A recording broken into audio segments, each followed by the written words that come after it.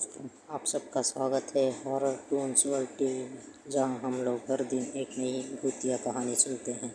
आज की हमारी कहानी है रोहन की, जो अपने परिवार के साथ रहने के लिए एक अच्छा सा घर ढूंढ रहा होता है। रोहन घर ढूंढने के लिए एक ब्रोकर को कहता है। वो ब्रोकर एक अच्छा सा घर ढूंढने शुरू कर देता है। वो ब्रोकर कहता है रोहन को, साहब मैं आपको 2 दिन में घर ढूंढ के देता हूँ। 2 दिन के बाद ब्रोकर रोहन को फ़ोन करता है। ब्रोकर रोहन से कहता है, साहब कम दाम में एक घर मिला हुआ है, चाहिए तो आप आकर देख सकते हैं। रोहन अपने परिवार के साथ वो घर देखने के लिए जाता है। रोहन और उसके परिवार को घर पसंद आ जाता है। ब्रोकर से उस घर को फाइनल करने के लिए कहता है। ब्रोकर रोहन को अगले ही दिन उस घर की चाबियां ला कर दे देता है। रोहन 2 दिन में उस घर में शिफ्ट हो जाता है। उस घर में पहले कुछ दिन बिल्कुल ठीक चल रहे थे, लेकिन रोहन को उस घर में बेचैनी सी होने लगती है। एक दिन रात को रोहन अपने ऑफिस का काम कर रहा होता है। कोई डोरबेल मारने जैसी साउंड आती है और वो जाकर चेक करता है, लेकिन दरवाजे पर कोई नहीं होता। अगले दिन रोहन की पत्नी बच्चों को स्कूल छोड़ने के लिए जा रही होती है। उनके घर के पड़ोस वाले उनसे कहते हैं, आप लोगों को किसने ये भूतिया घर दिला दिया? इस घर में रात होती है, अजीब अजीब आवाज़ें और अजीब अजीब से चीज़ें नज़र आती हैं। रोहन की पत्नी रोहन से ये सारी बात कहती है। रोहन इस बात को गौर नहीं करता। अगले दिन रोहन अपने बालकनी में बैठा होता है। उसे कोई पीछे से धक्का देने की तरह लगता है।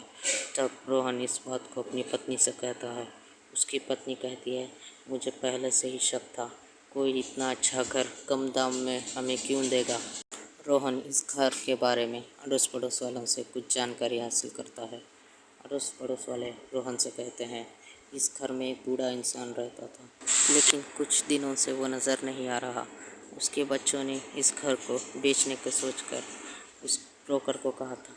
उस ब्रोकर ने आपको खरीद कर दे दिया। इस बात को रोहन अपने परिवार वालों से नहीं कहता। एक दिन रात को रोहन सो रहा होता है। उसे एक अजीब सी आवाज़ आती है और वो उस आवाज़ को देखने के लिए बाहर जाता है, तो वो देखता है कि एक बूढ़ा इंसान वहाँ पर एक चाकू लेकर खड़ा हुआ है। रोहन इसे देखकर डर जाता है और ज़ोर से चीख देता है। रोहन की इस आवाज़ को सुनकर घर के सारे सदस्य जाग जाते हैं और रोहन के पास आ जाते हैं। रोहन इस घटना को अपने परिवार वालों से कहता है। अगले दिन सब कुछ ठीक चल रहा था, लेकिन रोहन अचानक से चक्कर खाकर वहीं गिर जाता है।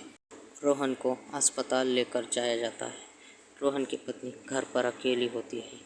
वो देखती है कि कोई घर में घूम रहा है।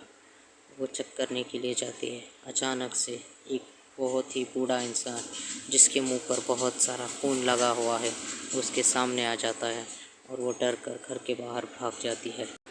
रोहन की पत्नी रोहन से इस घटना के बारे में कहती है। रोहन के सारे परिवार वाले पंडित जी के पास जाते हैं। पंडित जी रोहन से कहते हैं, तुम लोगों ने उस घर को खरीद कर बहुत बड़ी गलती कर दी। उस घर में एक बहुत ही बुरी आत्मा रहती है। उस आत्मा उस घर को किसी के साथ बांटना नहीं चाहती।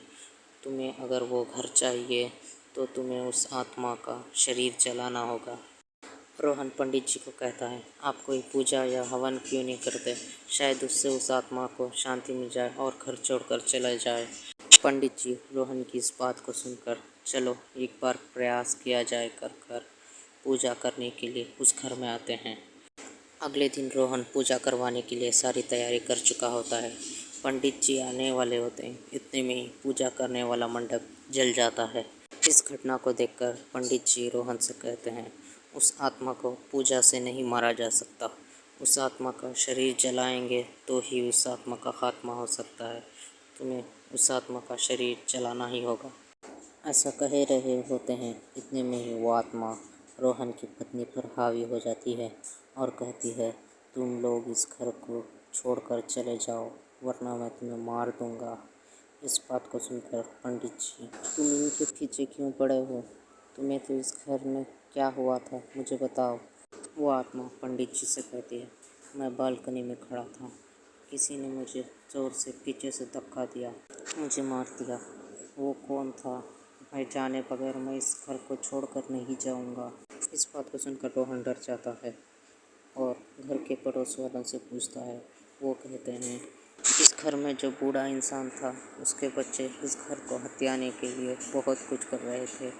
एक दिन वो बालकनी में खड़ा था, उसे पीछे से धक्का देकर उसकी के बच्चों ने ही मारा है। उस घर के नौकर ने हमसे कहा था कि उस आदमी की लाश को उन्होंने उस घर के तहखाने में बंद कर रखा है। रोहन इस सारी बात को पंडित जी को कहता है। पंडित जी, अगर हम उसके बच्चों को बुलाएंगे तो वो उन्हें भी मार देगा। हम इस बात को उस आत्मा से नहीं कहेंगे।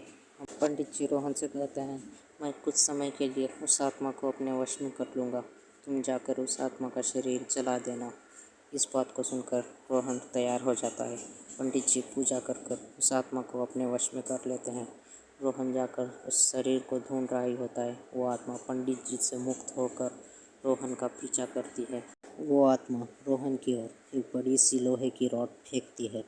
वो रॉड जाकर रोहन के हाथ को लग जाती है। रोहन का हाथ टूट जाता है, लेकिन रोहन फिर भी उस आत्मा के शरीर को ढूंढ लेता है और जला देता है। उसके बाद उस घर में कभी भी उस आत्मा का साया कर नज़र नहीं आता। रोहन पुलिस वालों को उस आदमी के बच्चों को पकड़ कर दे देता है। अगर आप लोगों को ये कहानी अच्छी लगी, इस वीडियो को लाइक करें और हॉरर टून्स वर्ल्ड टीवी को सब्सक्राइब करना ना भूलें।